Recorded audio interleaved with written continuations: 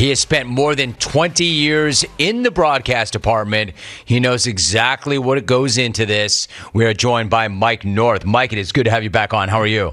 Hey, Jim, always good to talk to you. You too, Mike. So the schedule is out, but before we get into the mechanics and the thought process behind this year's schedule, I'm curious, how does it feel to you to have this out in the world? Can you put your feet up, relax, kind of bask in the glow? What's it feel like the day after?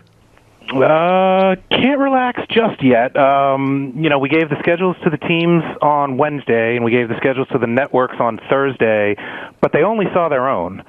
And so as you get into Thursday, Friday, and through the weekend, then they see everybody else's.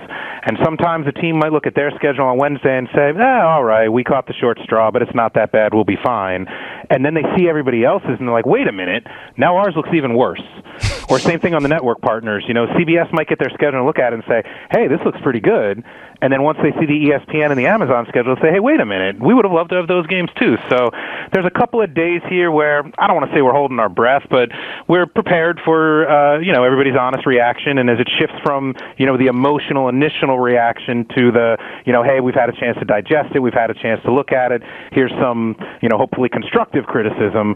We take it all under advisement. You put it in the file, and you just keep trying to do better next year. Mike North is joining us. So, Mike, does anybody say to you, man, you guys crushed it? What an awesome job. We have no issue with it at all. You did a great, great job. How often do you hear that? Very, very rarely, Jim. Very rarely. Look, no schedule is perfect. We know that. Every schedule's got some warts on it. What we like to say is everybody got something, nobody got everything, right? There's some really big games that everybody wants to see. If Kansas City Tampa's on NBC, well, then it's not on Fox or CBS, and they're going to be a little disappointed.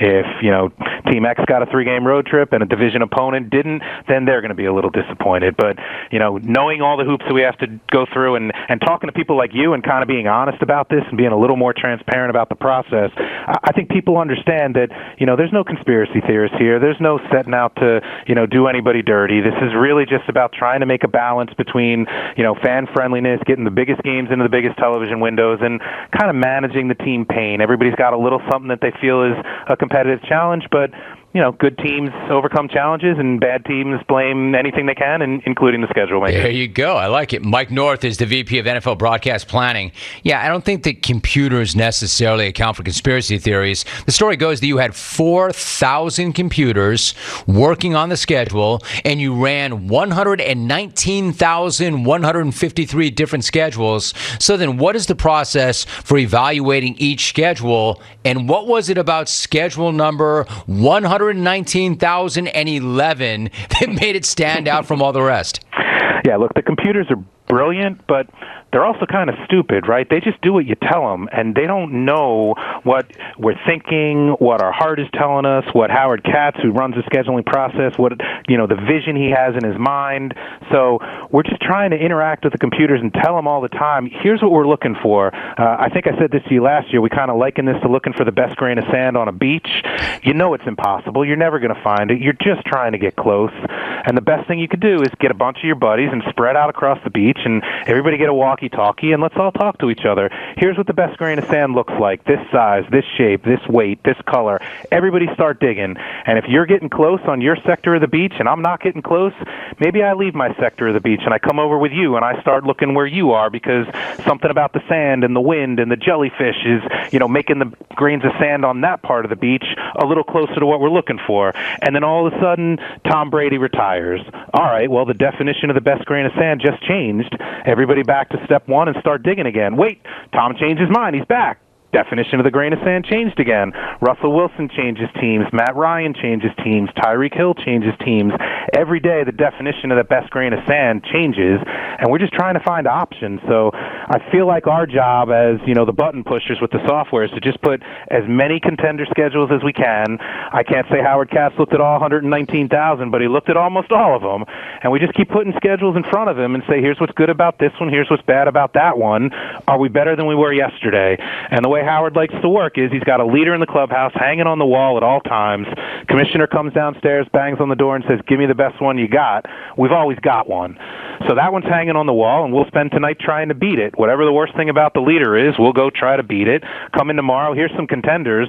They all fixed what was broken on the leader. What did they break in order to do that? Is this schedule better? If it is, new leader in the clubhouse. If it's not, leader survives. If the leader survives for a couple of days or a couple of weeks, you know you're getting close, you know you're converging on optimal, and you know Howard's kind of told us what to tell the computers about what he's looking for. I like that energy. Mike North is joining us. So very clearly you guys are paying attention to what's going on around the league and some of the speculation, some of the rumors. We're talking, Mike, about some really big names that were moving or maybe not moving. Aaron Rodgers, Kyler Murray, Deebo Samuel. You talked about Tom Brady. So clearly you're paying attention to these things. What about the Super Bowl champs hosting the season opener on Thursday night? What was the thinking behind matching up the Rams and the Bills?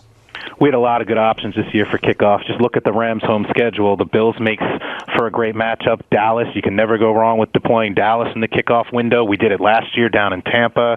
San Fran could have come into L.A. They played 3 really good games last year. No problem coming back with the NFC Championship game rematch. The Raiders come to L.A. You know they still have a lot of fans down there. That's going to be a crazy scene whenever we would have played it. And, of course, Denver. Even before Russell Wilson went to Denver, you know, the Broncos at the Rams would have been a decent kickoff game. So because we have all these computers, you know, maybe not 4,000 every night, only at our peak, but we got lots of hardware at our disposal. And so you can section them off and you can say, hey, these computers, go look at Denver Rams for kickoff. These computers, go look at Buffalo Rams for kickoff. These computers, Dallas Rams. These computers, Niners Rams. Go. And then they all come back and they all say, well, because you gave me that one for kickoff, here's what the rest of the NBC schedule looks like. Here's what the rest of the CBS and Fox schedule looks like. If you like the balance across all your partners and you're happy with it and the right mix of 3-game road trips and road after road Mondays, then you know there's some good stuff down that path. And if there's good stuff down every path, well, then you can pick the winner, the one that feels right to you. We sort of narrowed our own selections as we went through it. Once we thought about Denver Rams for Christmas, then obviously Denver wasn't going to be on kickoff.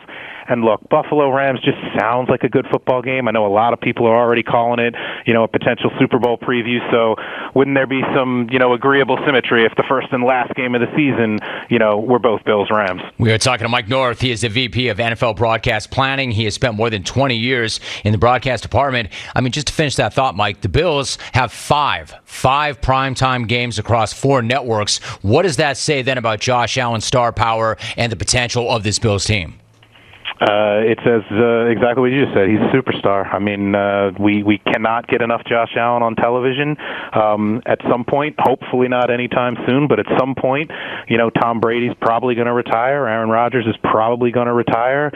We're really fortunate to have a lot of these really young, exciting quarterbacks in our league right now, and as they've earned that additional national exposure, you know, we're going to keep putting them out there, and our fans are going to tell us if they care. If we keep putting the Bills in national windows, and the ratings aren't what we had all hoped they were going to be, I don't know if we're going to keep putting the Bills in those national windows, but we continue to roll the Bills out into these big games. They've been on Thanksgiving. They're on again this year. They were in Dallas a couple of years ago, in New Orleans 2 years ago, I think. So we keep putting the Bills in national windows. They keep performing, and obviously when you're coming off that Buffalo-KC divisional game from last January, I think all of us can't wait to see that guy back on the football field again. So thankfully we don't have to wait really long. He's in that very first game. I agree, Mike. I mean, we do want to see that guy in that team, and I totally understand that. But you know what's really intriguing, and I'm not saying surprising, but really intriguing? The Bengals. They're one of the teams with 5 primetime games this year. It's been a minute or two since they've had that kind of national exposure, but given their run to the Super Bowl last year and the fact that they have one of those kinds of quarterbacks that you're talking about, does it feel like this is the start of a string of seasons with Cincinnati as a primetime fixture? Certainly hope so. I mean, look, Burrow was fantastic. I think Jamar Chase is incredibly fun to watch. I think that, you know, we're hoping that Cincinnati and Buffalo and Cleveland and Indianapolis and Kansas City and the Chargers and the Miami Dolphins and all these AFC teams that, you know, your words, not mine, maybe haven't always been, you know, front and center in national television in recent years.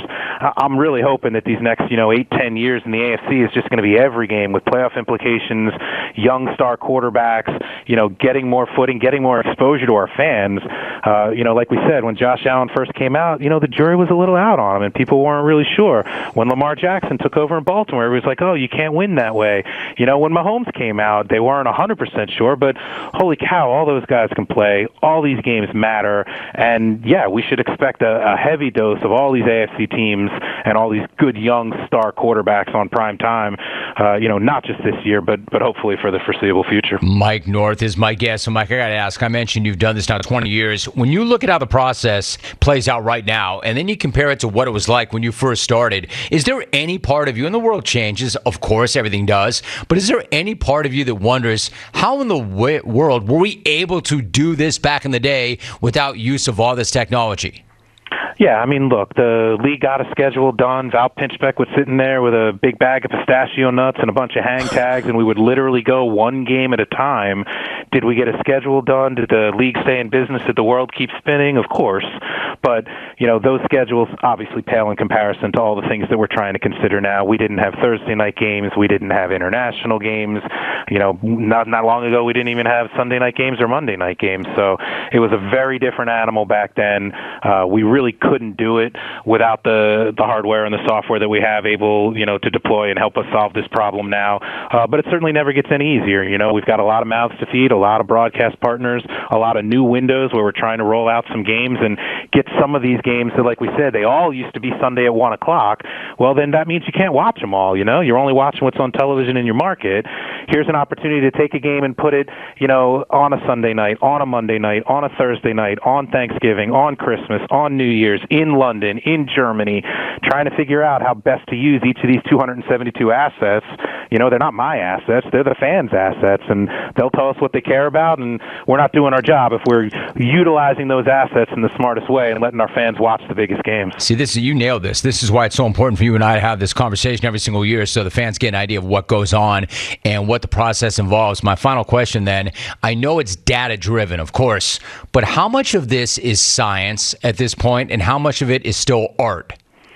Yeah, we're kind of shifting, that line right now. I think for a really, really long time, it was mostly art, mostly gut, mostly feel, mostly experience. Unbelievably lucky to have a guy like Howard Katz in the room kind of leading the process. He took over from Denny Lewin, who took over from Glenn Adama, who took over, from Val Pinchbeck. We've had an unbelievable run of really, really good guys kind of leading that process. Most of those guys probably aren't sitting down on the keyboard and, writing code. So we're trying to integrate some of the math and science and some of what we can do with some predictive analytics. Every time our fans interact with our game, they're telling us what they care about. Every time they call into your show, they tell you what teams and what players they care about. Every time they add a guy to their fantasy roster, every time they click on a link on NFL.com or buy a hat or a jersey or place a bet in a state where, legalized sports betting is available. Every time they interact with us, they're telling us what they care about. They're telling us who's important to them. We're trying to listen to that. We're trying to take all that data and sort of feed it in so that, when Howard Katz's gut and feel tells him one thing, hopefully the data supports it. And if it doesn't, Howard's been real good about being open-minded to trying to solve this puzzle a different way. Yeah, it's so interesting, Mike. I think I told you this last year at this time, but Howard Katz was, when I got my first TV opportunity at ESPN2 in 1993, Howard Katz was my boss's boss's boss. So, yes, I know this name very, very well. Mike North is the VP of NFL Broadcast Planning, more than 20 years in the broadcast department, and I guarantee, have you not heard that conversation before, you had no idea that went into making that schedule. Now you've got a much better idea. Mike, I really appreciate the conversation. Why don't we go ahead and set the date right now, a year from today, so we can do this again a year from today, if you don't mind. Lock me in, man. I'm looking forward to it. My man, me too. Great job, Mike. Appreciate you, and I appreciate that conversation.